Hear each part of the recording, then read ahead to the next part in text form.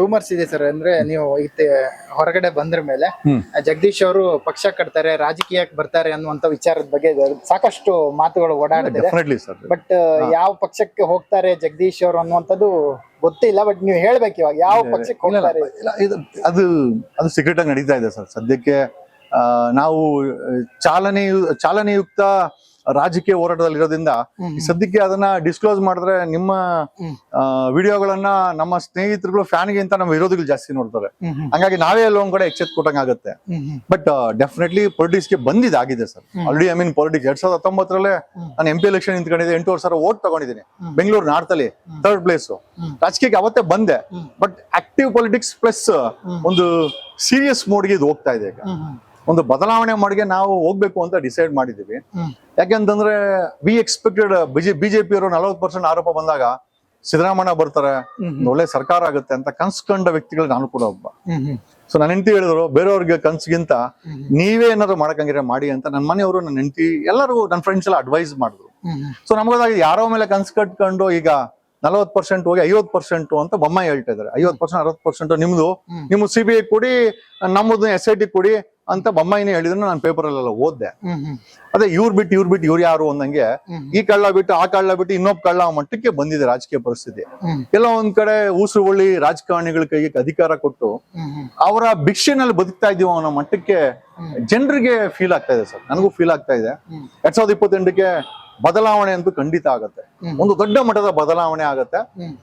ಈ ವಂಶ ಪಾರಂಪರ್ಯ ಆಡಳಿತವಾಗಿ ಏನು ಬೆಳೆಸ್ಕೊಂಡ್ ಬಂದಿದ್ದಾರೆ, ಈ ಬೆಳಗಾಮಲ್ಲಿ ಲಕ್ಷ್ಮೀ ಹೆಬ್ಬಾಳ್ಕರ್, ನಮ್ಮ ಇವ್ನು ಜಾರಕಿಹೊಳಿ, ಕೆಳಗ್ ಬಂದ್ರೆ ಈಶ್ವರ್ ಖಂಡ್ರೆ, ಅವ್ನ ಅನಿಲ್ ಲಾಡು, ಅವ್ರ ಫ್ಯಾಮಿಲಿಗಳು, ಅವ್ರ ನೆಟ್ವರ್ಕ್ಗಳು, ಕೆಳಗ್ ಬಂದ್ರೆ ಗುಲ್ಬರ್ಗ ಕಲಬುರ್ಗಿನಲ್ಲಿ ಮಲ್ಲಿಕಾರ್ಜುನ್ ಖರ್ಗೆ ಗ್ಯಾಂಗ್ ಅಂತ ಯಾಕೆ ಹೇಳ್ತೀನಿ ಅಂತಂದ್ರೆ ಅವ್ರು ಬಿಟ್ಟು ಬೇರೆ ಯಾರನ್ನೂ ಬೆಳೆಸಿಲ್ಲ ರಾಜಕೀಯವಾಗಿ.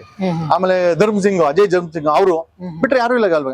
ಇನ್ನ ಕೆಳಗ್ ಬಂದ್ರೆ ಶಾವನು ಶಿವಶಂಕರಪ್ಪ, ಮತ್ತೆ ಅವರು ಹಂಗೆ ಕೆಳಗ್ ಬಂದ್ರೆ ಬಸವರಾಜ್ ಬೊಮ್ಮಾಯಿ, ಹಂಗೆ ಕೆಳಗ್ ಬಂದ್ರೆ ಪರಮೇಶ್ವರ್ ತುಮಕೂರು, ಬೆಂಗಳೂರು ಬಂದ್ರೆ ಗೊತ್ತಲ್ವಾ ಯಾರ್ಯಾರೋ ಒಂದ್ 25 ಜನ ಹಂಚ್ಕೊಂಡ್ಬಿಟ್ಟಿದ್ದಾರೆ.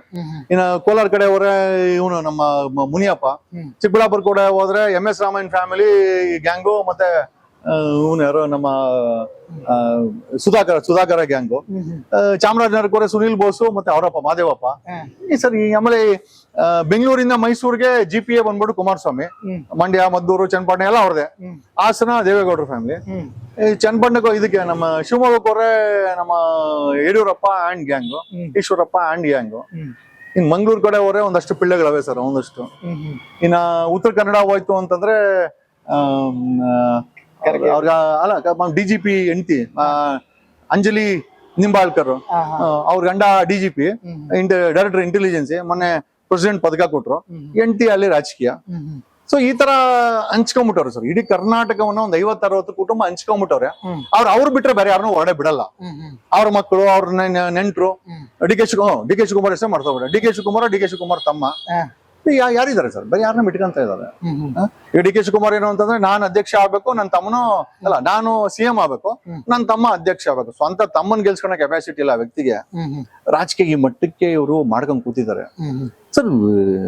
ನಮ್ಮನ್ನ ಕರ್ನಾಟಕದ 2023 ಗೆದ್ದಂತವ್ರಲ್ಲಿ 93% ಎಲ್ಲ ಬಿಲಿಯನೇರ್ಸ್ ಇದಾರೆ, ಮಿಲಿಯನೇರ್ಸ್ ಇದಾರೆ ಸರ್. ಅತಿ ಶ್ರೀಮಂತರನ್ನ ನಾವು MLA ಆಗಿ ಆಯ್ಕೆ ಮಾಡಿದೀವಿ.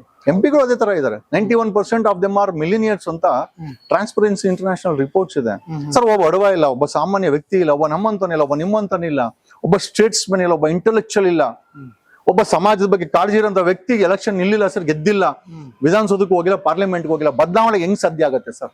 ಆತನಲ್ಲಿ ಇಲ್ವಲ್ಲ ಇದು ಸರ್. ದುಡ್ಡಿಲ್ಲ ಅಂತ, ದುಡ್ಡೇ ಬೇಕು ಅಂತ ಏನಿಲ್ಲ ಸರ್. ಮಿನಿಮಮ್ ದುಡ್ಡಲ್ಲಿ ಗೆಲ್ಲಬಹುದು. ಇವತ್ತಿನ ರಾಜಕೀಯ ಪರಿಸ್ಥಿತಿ ಬದಲಾವಣೆ ಮಾಡಿದ್ರೆ ದುಡ್ಡಿಲ್ದವನು ಗೆಲ್ಲಬಹುದು ಸರ್.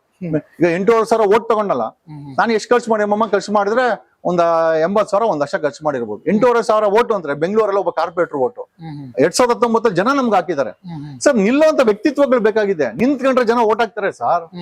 ಈಗ ಕುಮಾರಸ್ವಾಮಿ ಮಗನ ಗೆಲ್ತಾನೆ ಅಂತ ನಿಲ್ಸೋದು, ಸೋಲ್ಸಿಲ್ವಾ?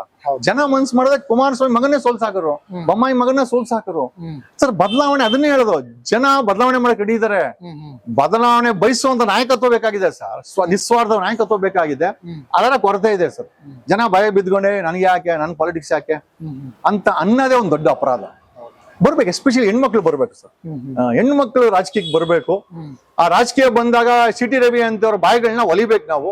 ಲಕ್ಷ್ಮೀ ಹೆಬ್ಬಾಳ್ಕರ್ ಬಂದಾಗ ಹಿಂಗ್ ಯಾವ ತರ ಮಾತಾಡಿದ್ರು, ಹೆಣ್ಮಕ್ಳು ಬಂದಾಗ ನಾವೆಲ್ಲೋ ಒಂದ್ ಕಡೆ ಅವ್ರಿಗೆ ಸಲ್ಲಬೇಕಾದಂತ ಗೌರವ, ಸ್ಪೇಸ್, ಅವಕಾಶಗಳನ್ನು ಕೊಡ್ಬೇಕಾಗಿದೆ. ದೇಶದ ಸುಪ್ರೀಂ ಕೋರ್ಟ್ ಅಲ್ಲಿ ಇವತ್ತಿರೋದು ಒಬ್ಳೆ ಹೆಣ್ಮಗಳು, ನಾಗರತ್ನ ಅಂತ.